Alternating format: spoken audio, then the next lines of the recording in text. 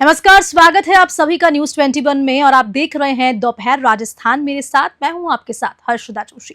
सबसे पहले दोपहर राजस्थान में बात करेंगे कोटकावाद की, जहां पर जयपुर के चाकसू क्षेत्र के राजकीय उच्च माध्यमिक विद्यालय बाढ़ चांदपुर में छात्र छात्राओं को अध्यापिका अलका मीना के द्वारा कक्षा से 1 से 8 तक समस्त बच्चों को निःशुल्क स्कूल बैग वितरित किए गए।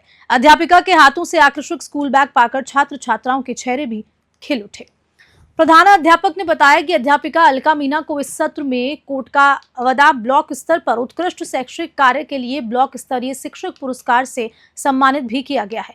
ब्लॉक स्तरीय सम्मान से प्रेरित होकर ही अध्यापिका ने विद्यार्थियों को स्कूल बैग वितरित किए गए। सौभाग्य सैनी की रिपोर्ट। खबर प्रतापगढ़ से है, जहां पर आपराधिक वारदातों की रोकथाम और यातायात नियमों के प्रति वाहन चालकों को जागरूक करने के लिए आज राजपुरिया सीमा पर A क्लास नाकाबंदी की गई। इस दौरान वाहनों के दस्तावेज जांच पर यातायात नियमों का उल्लंघन करने वालों पर कार्रवाई भी हुई।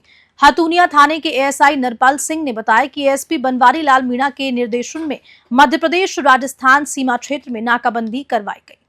इस दौरान राजपुरिया बॉर्डर पर मध्य प्रदेश की ओर से आने वाले और राजस्थान की ओर से जाने वाले वाहनों की सघन तलाशी ली गई। जांच के दौरान बिना हेलमेट दुपहिया वाहन चलाने वाले, बिना सीट बेल्ट 4 पहिया वाहन चलाने वालों और ओवर स्पीड वाहनों के चालान बनाकर जुर्माना राशि भी वसूली गई।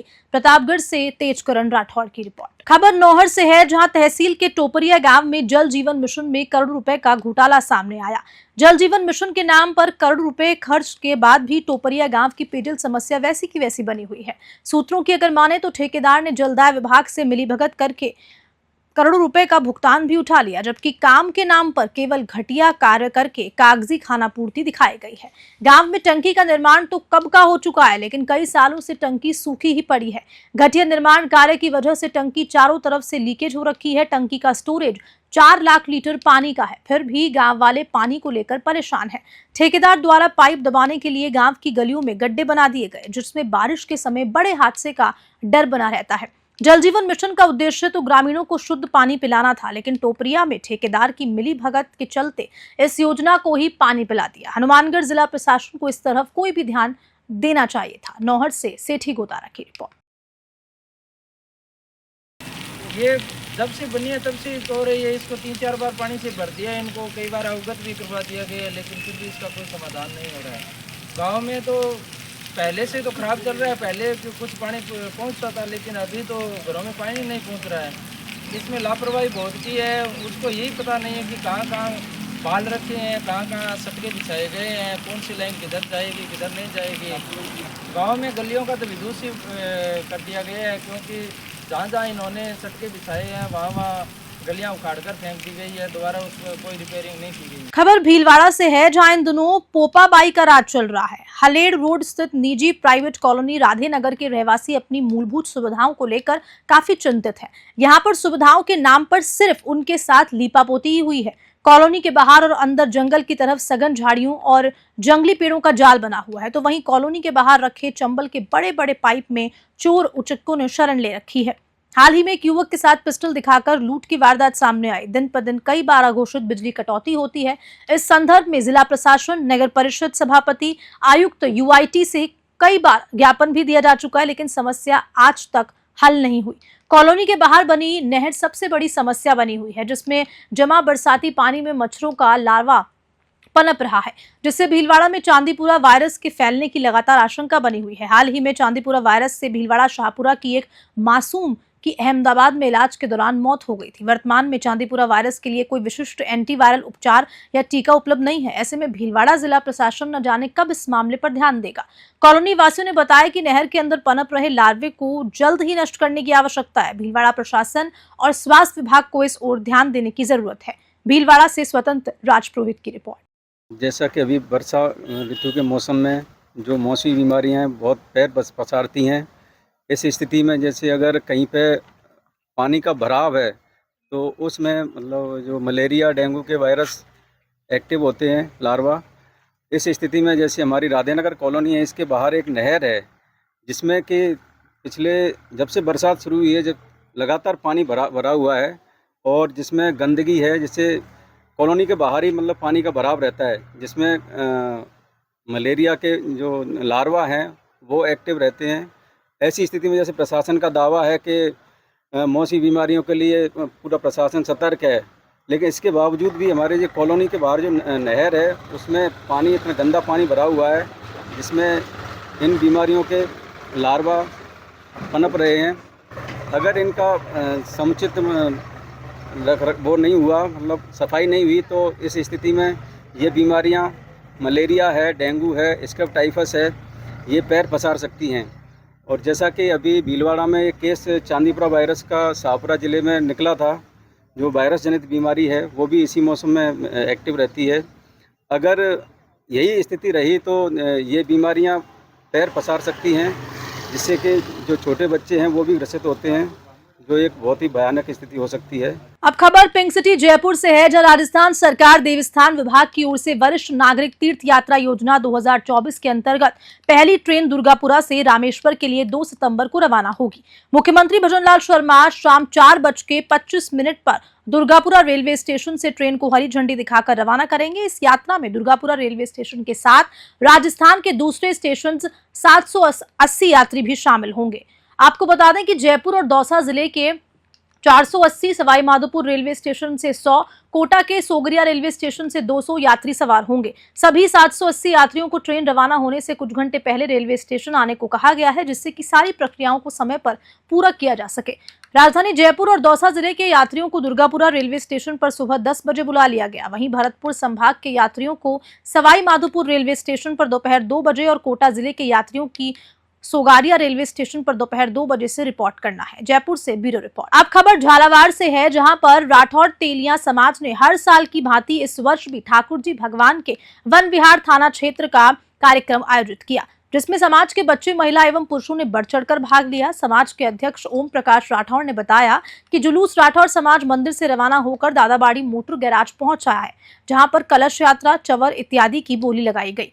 बोलियों के पूर्ण होने के उपरांत दादाबाड़ी से जुलूस रवाना हुआ, जिसमें समाज की माता बहनें बड़े हर्षोल्लास के साथ नाचते गाते हुए बड़ा बाजार, मंगलपुर, मूर्ति चौराहा, मामा भांजा मार्ग से मनसापूर्ण बालाजी पहुंचे, जहां पर मेधावी छात्र छात्राओं का सम्मान समारोह आयोजित किया गया। तद उपरांत महाभोजन प्रसादी ग्रहण की गई, तो वहीं बग्गी में सवार प्रभु श्री राम भगवान और राम दरबार की झांकी मुख्य आकर्षण का केंद्र रही। झालावाड़ से नवीन राजवाल की रिपोर्ट। अवध बिहारी पारिक चैरिटेबल ट्रस्ट के तत्वावधान में स्वर्गीय अवध बिहारी पारिक पुलिस निरीक्षक मुख्यमंत्री सुरक्षा की 8वीं पुण्यतिथि पर रक्तदान शिविर एवं श्रद्धांजलि सभा का आयोजन किया गया। यह आयोजन शहरी सामुदायिक स्वास्थ्य केंद्र सिरसी जयपुर से प्रांत 9 बजे 4:30 बजे तक किया गया। संस्था के अध्यक्ष आनंद बिहारी पारिक ने बताया कि रक्तदान शिविर में 479 यूनिट रक्त एकत्रित हुआ। इस अवसर पर पूर्व कैबिनेट मंत्री लालचंद कटारिया, पूर्व कैबिनेट मंत्री अशोक चांदना, पूर्व विधायक सुरेंद्र पारिक ने दीप प्रज्वलित कर शिविर का शुभारंभ किया। शिविर में जयपुर ग्रामीण लोकसभा प्रत्याशी अनिल चोपड़ा, झोटवाड़ा विधानसभा प्रत्याशी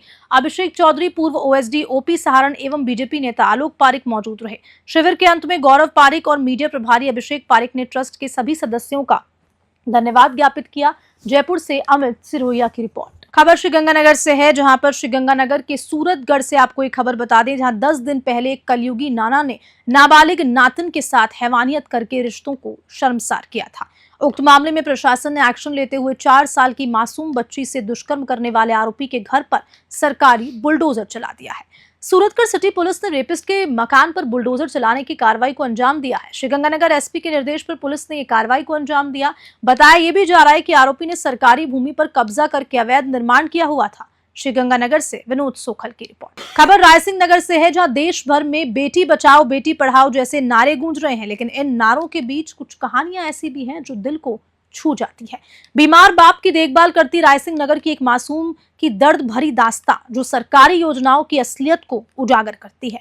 ममता, एक 10 वर्षीय मासूम बच्ची, अपने बीमार पिता संजय के पास नहर के किनारे बनी झोपड़ी में रहती है। संजय पिछले 1 दशक से चारपाई पर पड़े हुए हैं और उनकी गंभीर बीमारियों ने उन्हें पूरी तरह से निर्बल कर दिया है। उनका ठीक होकर चलना फिरना तो दूर, वे अपनी रोजमर्रा की जरूरतें भी खुद से पूरी नहीं कर सकते। ममता अपने पिता की देखभाल के साथ साथ अपनी पढ़ाई भी करने की कोशिश कर रही है, लेकिन उसकी ये कोशिश सरकारी सुविधाओं से परे ममता की दिनचर्या किसी युद्ध से कम नहीं है। सुबह से शाम तक वे अपने पिता को खाना खिलाती है, उनकी देखभाल करती है और फिर स्कूल की किताबें लेकर पढ़ाई करती है। उसकी आंखों में उम्मीद की चमक के बावजूद उसे शिक्षा, स्वास्थ्य और सामाजिक सुरक्षा जैसी बुनियादी सुविधाओं की कोई मदद नहीं मिल रही। ममता और उसके पिता की स्थिति अंतिम छोर के जरूरतमंद परिवार तक योजनाओं का लाभ पहुंचाने की सरकार की मंशा पर सवाल खड़ा करती है। ममता जैसी जरूरतमंद बेटियों को सुरक्षा, शिक्षा और एक बेहतर जीवन की दिशा मिलनी चाहिए। इसके लिए केवल नारों तक सीमित नहीं रहनी चाहिए, बल्कि वास्तविक कदम उठाने की जरूरत है ताकि हर बेटी के सपने सच और पूरे हो सके। रायसिंह नगर से राजू शर्मा की रिपोर्ट। हाँ बेटा, आप कहाँ पढ़ते हो? कौन सी क्लास में? पापा के क्या बात हुई? पापा एक्सीडेंट हो गए थे कितने साल पहले? 10 साल पहले। अच्छा, फिर इलाज हुआ इनका? हाँ, इलाज करवाया था। अच्छा, ठीक हुए नहीं? नहीं ठीक हुआ। सरकार से कोई मदद मिली? नहीं, तो आपकी पढ़ाई फिर? पढ़ाई छूट गई। तो अब आप नहीं पढ़ते? पढ़ते हैं, पढ़ते। अच्छा, वहाँ स्कूल गांव के स्कूल में जाते हो? हाँ, गाँव के स्कूल में। ठीक है। हाँ जी। ये पहले 10 साल पहले एक्सीडेंट हुए थे, फिर इनका हमने ऑपरेशन नहीं करवाया, वैसे इलाज करवा दिया। फिर ये सही हो गए, थोड़े से फिरने लग गए, फिर इनका 9 महीने हो गए, इनका ऑपरेशन हो गया ना। ऑपरेशन किस चीज़ का हुआ? इनका दिमाग का ऑपरेशन हो गया। अच्छा, कहाँ से हुआ ऑपरेशन? ये दीपक आनंद से हो गया, गंगानगर से। अच्छा। फिर इनके नहीं तो हाथ चल हिलते, नहीं पैर हिलते, ऐसे ही बेड पे पड़े रहते हैं, नहीं खाते, मुंह से नहीं बोलते, इनको नाक से लिक्विड देते हैं। प्रधानमंत्री मातृ वंदना योजना के तहत दिव्यांग गर्भवती महिलाओं को पहला बच्चा पैदा होने पर दी जा रही राशि की प्रदेश सरकार ने 54% बढ़ा दिया है। सितंबर से ये राशि 6500 के बजाय 10,000 रुपए कर दी गई है। डिप्टी सीएम और महिला एवं बाल विकास मंत्री दिया कुमारी ने इसकी घोषणा की। दिया कुमारी ने बताया कि योजना के तहत दिव्यांग महिलाओं को गर्भावस्था के दौरान और बच्चे के जन्म के बाद अधिक पौष्टिक आहार मिल सके, इसी के लिए सरकार से प्रोत्साहन राशि देती है। उन्होंने बताया कि ये जो अतिरिक्त 3500 रुपए की राशि दी जा रही है, ये राज्य सरकार स्वयं के स्तर पर डीबीटी के माध्यम से देगी। समेकित बाल विकास सेवाओं के निदेशक ओपी बुनकर ने बताया कि योजना के अनुसार पहली किश्त का भुगतान आंगनबाड़ी केंद्र पर रजिस्टर्ड और पहली जांच पर 3,000 रुपए दिए जाते थे, जिसे बढ़ाकर 4,000 रुपए कर दिया गया है। जयपुर से ब्यूरो रिपोर्ट। और इसी खबर के साथ फिलहाल के लिए बुलेटिन में इतना ही। नमस्कार।